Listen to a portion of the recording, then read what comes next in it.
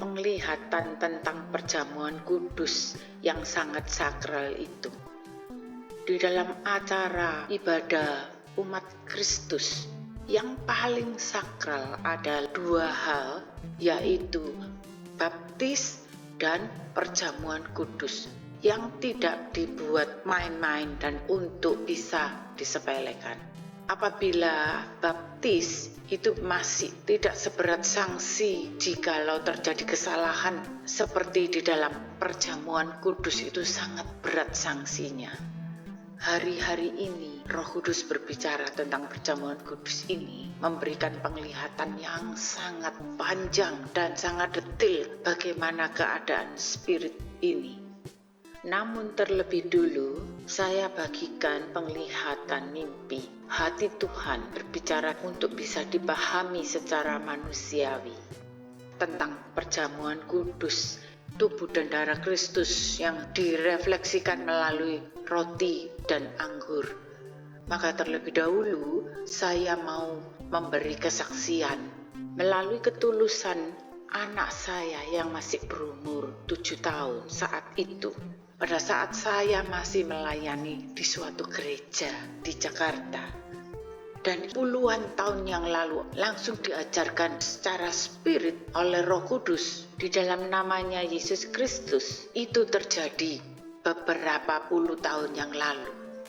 Awalnya anak perempuan saya yang kecil itu dibawa oleh Tuhan Yesus ke suatu taman yang indah sekali. Di situ Tuhan Yesus memimpin perjamuan kudus. Anak saya ini mengerti perjamuan kudus karena keluarga saya itu bersama saya setiap pelayanan. Berbaris perjamuan kudusnya itu. Dan dia bercerita, "Mami, roti dan anggurnya itu tidak seperti di gereja. Gelasnya juga nggak kecil gitu, dari emas seperti yang dipakai minum para raja," katanya itu saudara. "Rotinya itu bentuknya kotak, ada isinya itu manis," katanya.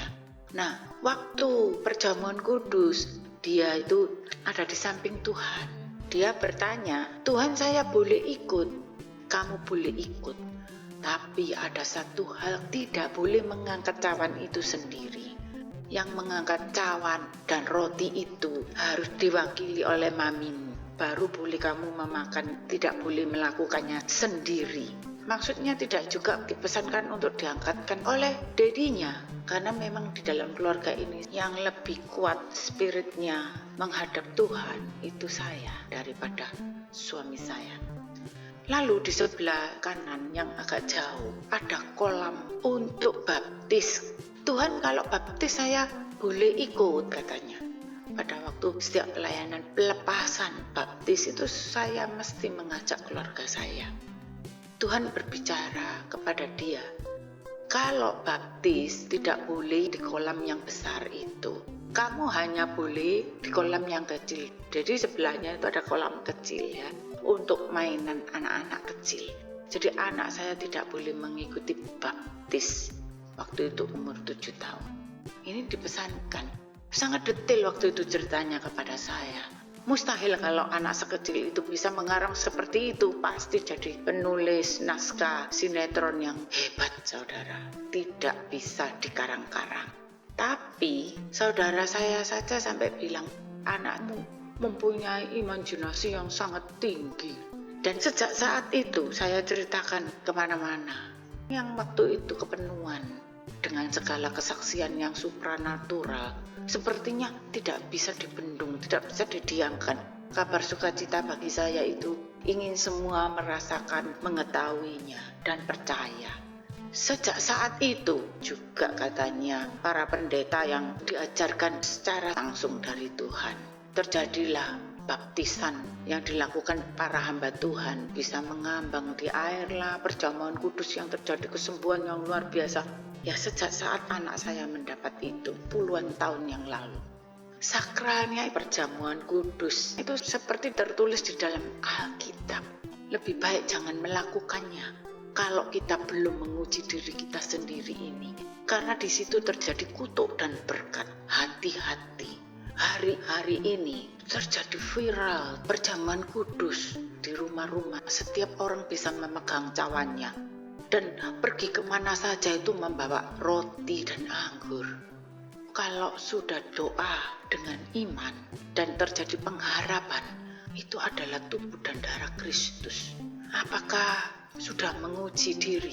Apakah sudah memperlakukan tubuh dan darah Kristus itu dengan benar?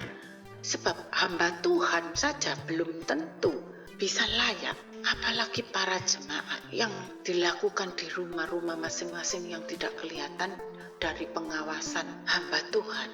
Sebab ini bisa mendatangkan malapetaka, saudara. Perjamuan kudus, tanda darah, permulaan masuk perkara spirit Roh Kudus. Kalau baptis permandian itu adalah perkara ketebusan dosa. Namun perjamuan kudus itu perkara tanda darah kudus Tuhan. Dicurahkan, dijadikan kurban. Ini harus lebih hati-hati terjadi berkat dan kutuk. Berkatnya itu secara spirit, karunia-karunia roh. Namun kutuknya itu pun secara spirit yang tidak kelihatan. Bukankah kita harus mempunyai rasa takut dan hormat yang setinggi-tingginya? Seandainya dipercayai memegangnya, tubuh dan darah Tuhan yang sangat mahal dibayarkan, yang sakral itu dibagikan kepada setiap orang dengan menanggung berkat dan kutuk yang sangat besar resikonya. Sebab bagi mereka perjamuan kudus yang dilakukan hanya secara simbolisnya adalah untuk setiap saat terus diingatkan karya salib Yesus yang sudah dijadikan kurban agar kita menjadi layak. Sebab itu menggugatlah secara pribadi individualmu ini, kapan rela berjalan salib bersama Kristus. Perjamuan kudus, terjadinya pengangkatan mental anak-anak kerajaan. Sebelum penuntut itu datang untuk menilai bahwa disamakan dengan agama lain yang beribadah di pelataran hanya secara simbolisnya saja dan disamaratakan dengan ibadah mereka. Juga seperti salah satu saudara kami beberapa hari yang lalu mendapat penglihatan pula, bisa untuk menjadi ilustrasi mimpi yang kelihatannya sepele bersama keluarganya yang adalah papa mamanya dan kedua kakaknya ke Israel yang dianggap ke tanah suci, tanah kudus bagi umat Kristus. Pada waktu dalam perjalanan, dia itu melihat toko roti, masuk ke dalam toko itu sendiri, yang saudaranya itu di luar bersama rombongan. Dia mencoba dari yang harga termahal, kira-kira bersatunya itu 100.000 rupiah, yang murah 10.000 rupiah. Dia beli 2 roti ini, kemudian dibayar dan keluar. Sesampainya kembali ke rombongan, terkejut dia, rotinya tadi di mana? Hilang. Kemudian balik lagi ke tokonya. Tapi bukan tokonya yang lupa. Rotinya itu ternyata ada di luar toko itu, di salah satu kursi entah meja ya. Jadi dia sendiri yang meletakkan ke situ, lupa untuk membawanya. Roti yang mahal harganya dengan yang murah itu tidak ada yang spesial. Karena yang mahal itu hanya seperti rasa serikaya. Apakah mimpinya tidak cuma hal sesuatu yang sepele dan sipil, saudara? Tapi bagi saya segala mimpi itu berpikir. Tiba-tiba disitulah Roh Kudus mengingatkan. Pertama, yang tidak hanya perkara raga dan perkara jiwa, namun di dalam perkara rohnya itu apa ini yang Roh Kudus ingin sampaikan. Perjamuan kudus ini bahkan jikalau simbolis, bisa setiap orang beli roti yang produksi dari Israel. Sehingga perjamuan kudus itu, terlebih jikalau perjamuan kudus maupun baptis diadakan di tempat Tuhan Yesus, tanah suci Israel, apakah itu lebih sakral? Tuhan berbicara melalui penglihatan itu, bukan masuk ke tanah Kanaan, bukan masuk ke tanah Israel yang jasmani, bukan hanya berkarunia roh, namun yang terjadinya persatuan dari dalam. Persatuan itu tidak akan bisa kehilangan lagi. Sampai terjadi pengangkatan, dari dalam kriterianya sebagai anak-anak kerajaan. Maka itulah yang diperkenan.